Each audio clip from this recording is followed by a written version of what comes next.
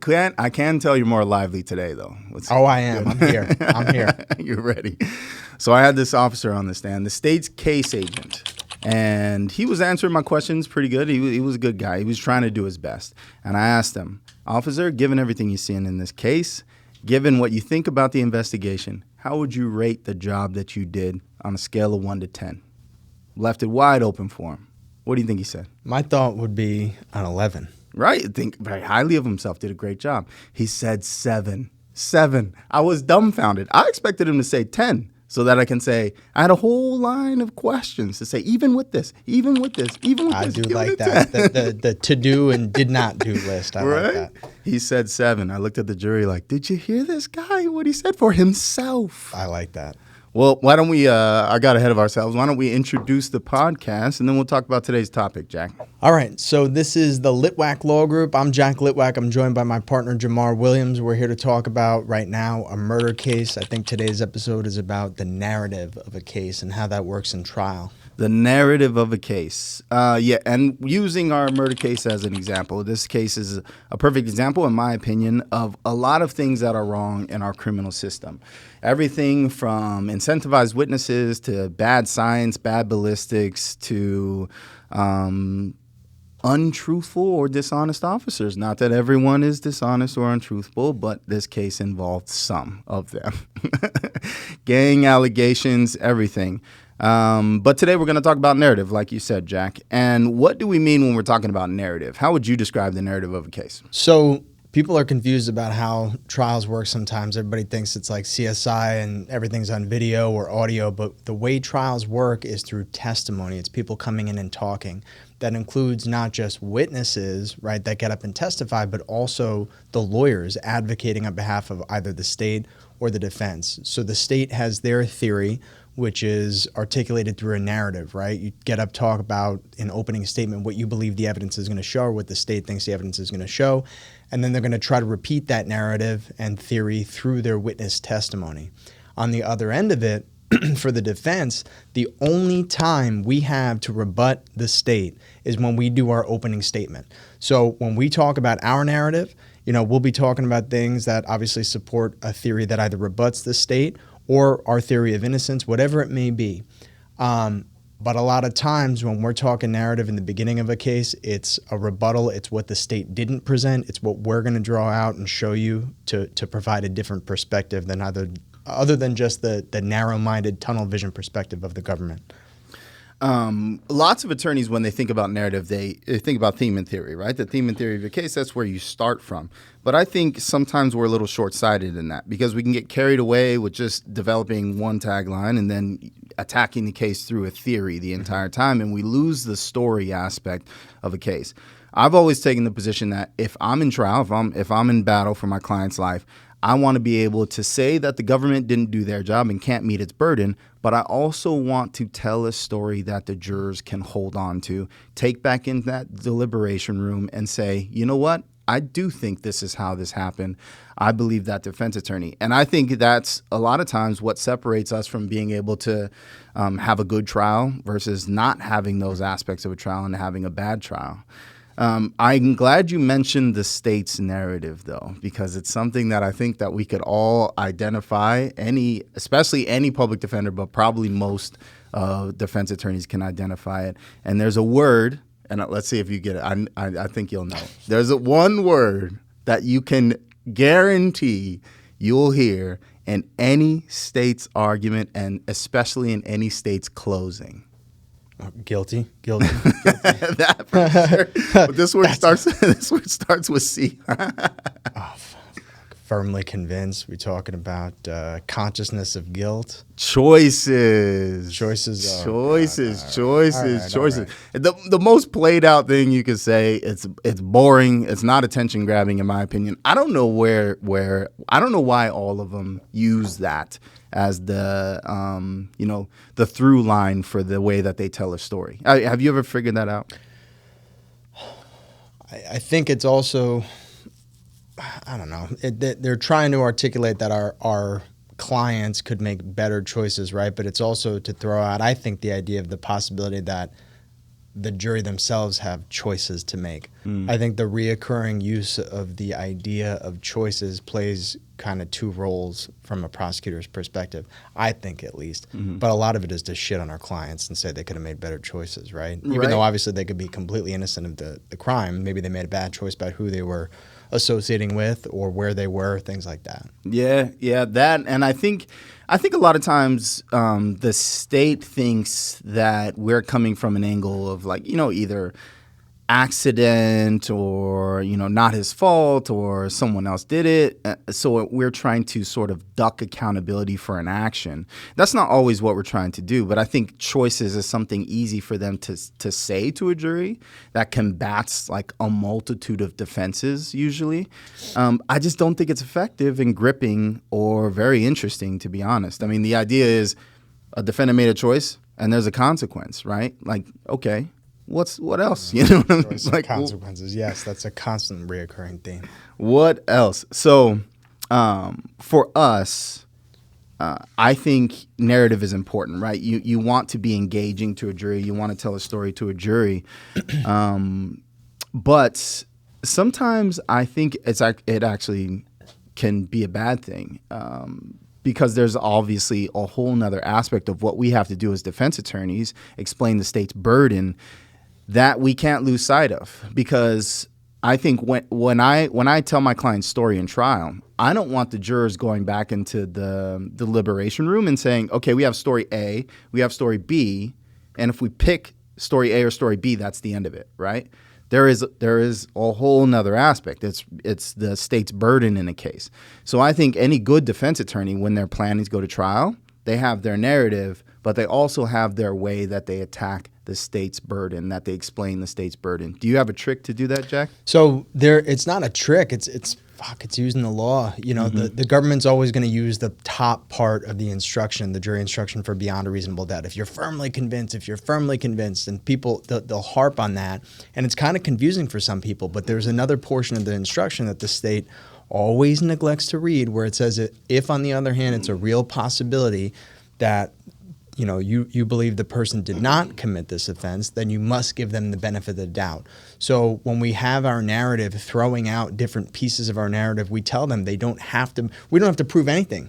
I always tell jurors I could sit there with my feet up the whole trial and be rude. The judge would be real upset with me, but I could sit there and do nothing and put my feet up. I could take a nap if I wanted to. But we said all these different things because it's a real possibility of this. There's a real possibility of that. And if they go back there and they're thinking of those real possibilities and they're using the law as the major premise and then the minor premise as the facts of the case, they might come to the correct conclusion, which would be not guilty. There you go. That's very effective. You got me convinced. Not guilty.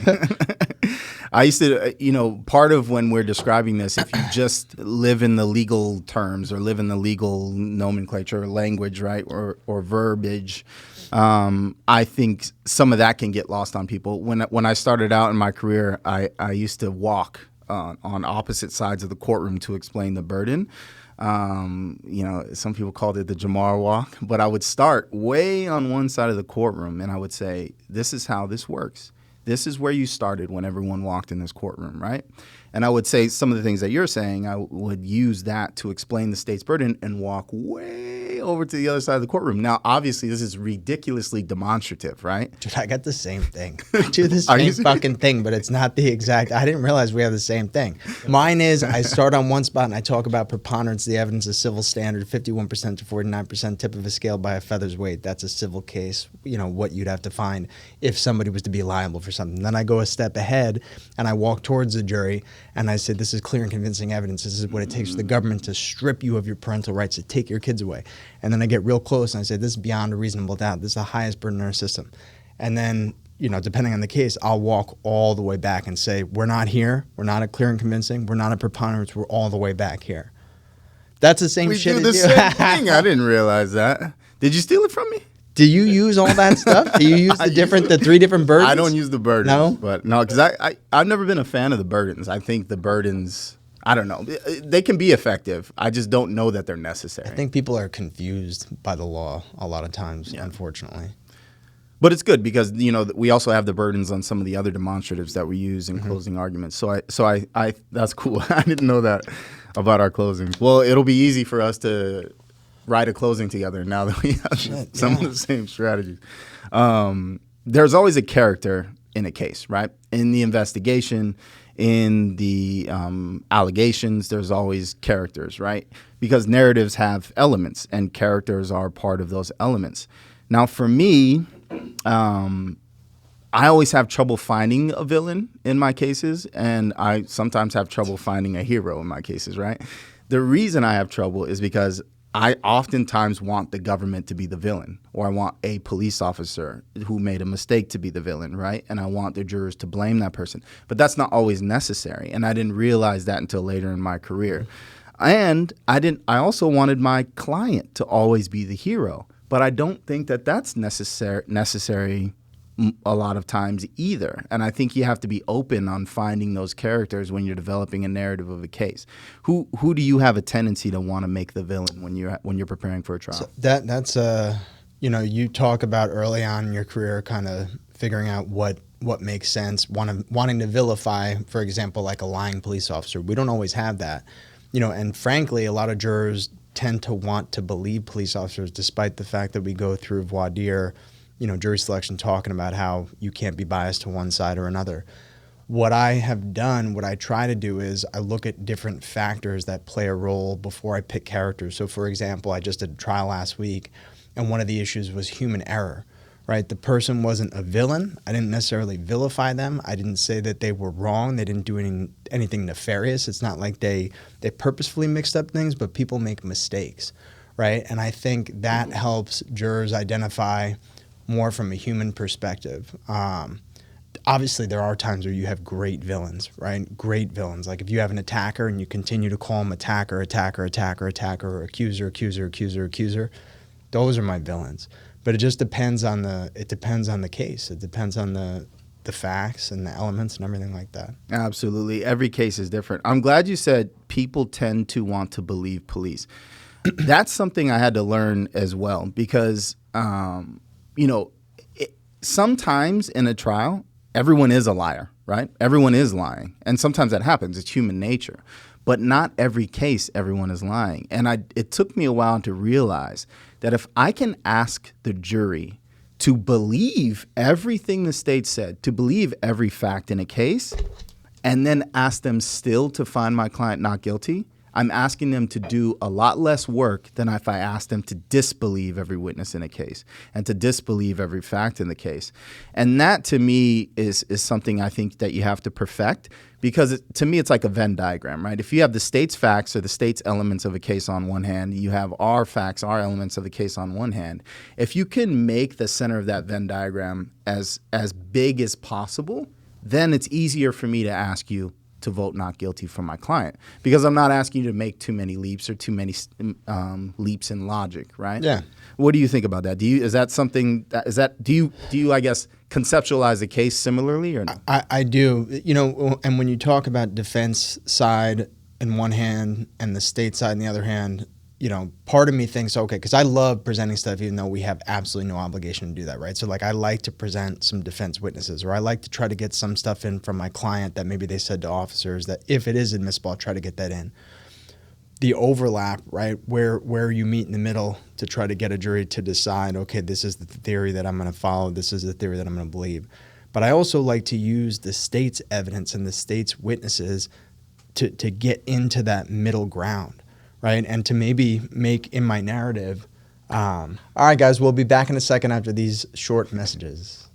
If you have been accused of aggravated assault in Arizona, you need to call an experienced criminal defense attorney such as myself immediately. The reason for that is aggravated assault has serious penalties. If there's an accusation that there was a car involved or that there was some sort of weapon, even if you've never been in trouble before, you're possibly looking at anywhere from 5 to 15 years in prison if you lose a trial. You need to call an attorney immediately so we can track down witnesses and start investigating the case to formulate a defense as soon as possible. So give us a call if you need any help. We're here to help you. All right, we were talking about sort of a Venn diagram of facts when you're conceptualizing your narrative of a case and how you want a jury to receive facts, which facts to believe, which facts to reject. And I was asking you if you do something similar. Yeah, so what I do is, and you talk about that, you said on one hand, I think, you've got the defense facts, on the other hand, you got the state facts. It's confusing because sometimes people think that the defense has to present stuff. We don't have to present anything. When I think about the narrative aspect, I think about stuff that I presented because I try to present as much as I can, even though we don't have to do that. But what I like to do is I like to suck from the state's portion of the case, and basically I'll try to pick maybe a hero in the narrative. It could be an officer who did a good job in their investigation, and make that fit in the middle, right? In the middle of that Venn diagram, to show how even the state's own witness supports our theory. So that's what I'll try to do in terms of a narrative, picking from their side. I love that you mentioned the state's investigation, the police investigation, because that to me a lot of times can be a character all in and of itself, right? If it's good, a good investigation, it can be great. I can pump it up during a criminal trial. Mm-hmm. It can still have nothing to do with my client, right? If it's bad, it has everything to do with my client, right? So I love making that investigation maybe play a shining role a lot of times in a trial, because I think it can be very helpful. I also think people want police to do a good job, and when they don't, people get mad about it. And if you can highlight how bad a police officer did, or the mistake that they made, and even get them to admit some of the mistakes that they made, I think it's easy to connect that to the state's burden and then ask a jury to do the right thing because of it. I think it depends on the jury. It depends entirely. You got to get the right jury. You got to get the right jury, because when you're talking about, we tend to want them to do a good job. We're bred to do that. Like, we're born thinking they're going to be there to help. Mm-hmm. And it's hard for people to say, okay, well, they did such a bad job, in this investigation, but I kind of like how they sound, and they tried their best. So mm-hmm. I'm just going to lean on that side anyway. It's hard. You got to get the right jury. You're right about that. I love that you brought up a jury, because we could do a whole episode on voir dire, because there was, I won a Batson challenge for this example that we're using. I won a Batson challenge during voir dire, during jury selection. And that person that I won the Batson on ended up being the foreperson for the jury. But we'll talk about that, because this is a very unique juror. And I think he saw through the state's argument a lot of times and saved my client's life. Nice. Let's get to the murder, because I want to give you the facts, and we'll use the facts of the case as an example on how to build narrative, right? Because this case provides a lot of options on how to build narrative. So we've mentioned the facts before on some of our earlier podcasts, but let's reiterate some of them. Man was found lying in the middle of his house, shot in the head, pool of blood. Excuse us, I should give trigger warnings. Excuse us for the graphic language. No trigger. People are here for the real shit. When you're a defense attorney, you often talk about graphic stuff. You forget. Furniture not disturbed. Eyewitness says he was shot on his doorstep. This is an incentivized eyewitness. If I remember correctly, 4 or 5 priors that she's getting, felonies that she's getting probation for testifying in this case. Very elaborate description on how he was shot from the incentivized witness on the doorstep. 1 drop of blood on the doorstep, single drop. Front door left wide open. Drug baggie left discarded in the front yard. Pipe, meth pipe, in the bedroom next to a drug bag, a kit that drug users may or may not have. Low denominations of cash near the drug bag in the bedroom. This is not about the scene specifically, but this is also, in my opinion, a very important fact. Nearby, close in time to this murder, a man shot another person with a weapon with the same class characteristics of the weapon they found in this case that we had talked about on a previous episode. And that man was serving time in prison for that murder, probably 1 street down. I'll give you some time to process all of these facts, right? I think these are important facts because you have options to explain what happened that have nothing to do with the defendant in this case, right? 2 or 3. And sometimes when you're trying to develop narrative, I think defense attorneys can get excited about having many descriptions of what happened and have too many. so that you overload a jury and they don't know what to pick from, or they're afraid to not say certain things and narrow down on one, because then you're leaving out very important facts that you don't know what could be relevant for someone, that could be what someone's looking for. So I think you have a lot of options in this case, but it makes it a little bit more difficult, because it's like a burden, right, to figure out where you're going to go and to have a streamlined explanation or story to tell. A consistent theory and theme throughout each witness that you're cross-examining. Exactly. Something that's not all scattered. I hear you. So given those facts, what stands out to you the most? I can't ask any questions. Go ahead and ask. What's a relationship between the client and the decedent? Nothing. Okay. Well, I shouldn't say nothing. They lived in the same neighborhood and knew of each other. All right. My narrative off the jump, first of all, my snitch is the bad guy. That's number one. That's one of the bad guys. Not necessarily, obviously the person who actually shot the decedent is the bad guy, because it's not the client. What it looks like is there's drugs in the yard. The snitch claims that the shooting happened. The snitch is likely associated with the drug deal in some ways, or the drug trade. The narrative would be, for me, off the jump, that there was some sort of meeting out front in the yard. Maybe they were getting high. They realized that the decedent maybe was dealing drugs. If there were small denominations of cash, they were looking to get into the house to get some of that money or to get some additional drugs. There could have been conversations in the yard about the drugs. The shooting likely happened inside the house when they were trying to rip off the decedent for either their money or the drugs. The snitch was involved because the snitch claims that the shooting happened on the porch where there's only one drop of blood, right? There's no disturbance inside the place, so it's likely not a burglary, not a robbery, in the sense that they're trying to flip things over. They're trying to lead the person in because they knew the person. They're trying to lead them to the drugs or the cash before something popped off inside the house,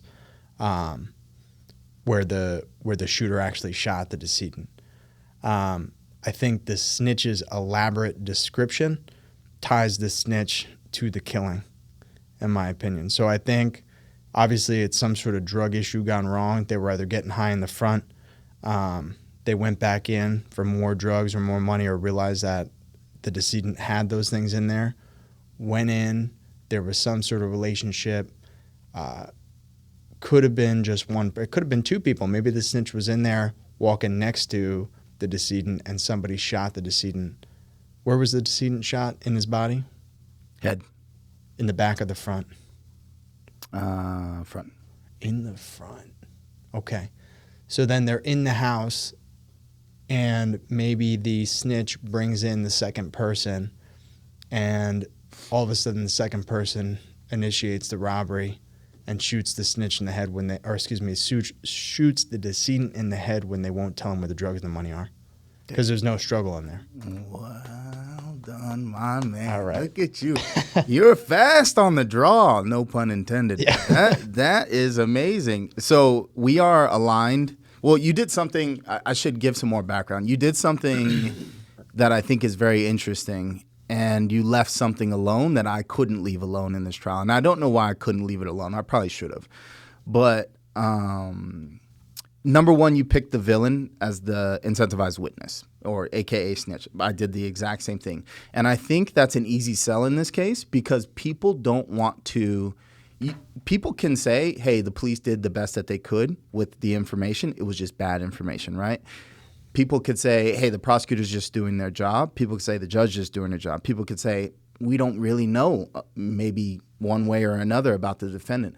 But when you have a snitch like this, right, and when you have a snitch that's lying like this, an incentivized witness that's lying like this and responsible for something and trots themselves up onto the jury box and tells this lie, I think it's very easy for people to say, that person's doing something wrong and I'm not going to go along with it. I like it, yeah. And is that why you picked the snitch? Well, yeah, and I mean, statistically speaking, snitches are one of the lead reasons for false convictions. Yeah, for innocent people being convicted, you know, especially death row inmates. There's statistical data about that. I think ID, misidentification is number one issue, but snitch is at the top. So this, the incentivized witness was testifying in part of this trial, right? And she was she didn't like some of the questions I was asking her, and she got kind of offended by some of the questions, right? And she didn't have the best representation in the neighborhood. She actually had a reputation in the neighborhood for setting people up and partying with All people. right, It's all like, right. It's like right there, right? So I'm questioning her about it, right? And she's naming some names, but clearly she feels uncomfortable. And then she stops at one point and she says, "Hey, I'm done answering your questions." Oh, I love that. And I said, That's not how it works, baby. I'm sorry. We're in a court of law. I asked a question. Right? So everyone hopes that happens to them at some point in their career when they're cross-examining someone, right? Because she teed me up to say, "I'm sorry, man, that's not how this works," right? And I get to tell a jury, I get to demonstrate right in front of the jury that this woman is not a trustworthy person. Another fact that you picked up on that I think was very important in this case is that the dude was found laying in the middle of his house with a gunshot wound to his head. There's no way anyone would believe that someone gets shot in the face, travels all through their house, and then drops down in the middle of their house, not disturbing one piece of furniture. And those are facts that maybe someone would overlook, right? But if you're applying a detailed eye to something, that's teed up for you to explain to a jury. There's no way physically that this person's recounting of what happened could have been the truth of what occurred, right? You did leave out the nearby close in time shooter, though. Why did you do that? I'd have to develop that more through cross on the snitch, possibly. If you're talking about reputation, opinion, testimony, and how she sets people up, I'd have to figure out how I'm going to get that in. I would use that through the ballistics person. That could have been the person who was with her who she used to set him up, set the decedent up. But it would be somebody who would come in with the ballistics person, somebody that I would likely use the ballistics person for, if you're talking about match comparisons with the gun or with the bullet. Right. It is hard to get that in, right? But it's obviously a third party defense. But how can you make it relevant? Because if you don't make it relevant, it's a stretch, right? And then you're possibly putting your trust, whatever trust you develop with the jury, you're jeopardizing that if you make too much of a stretch, especially when you got something that's so obvious right in front of you. Did that come in at the trial? It did. How did it come in? I don't remember. Let me think about that. How did you even get that shooting happened within that radius? So this is how it happened. When this shooting happened, it was a whodunit. No one actually knew what actually happened, right? So there was a lot of rumors in the neighborhood floating around here and there. And that was actually the theme of my defense, was that you can't bring a rumor into a courtroom, right?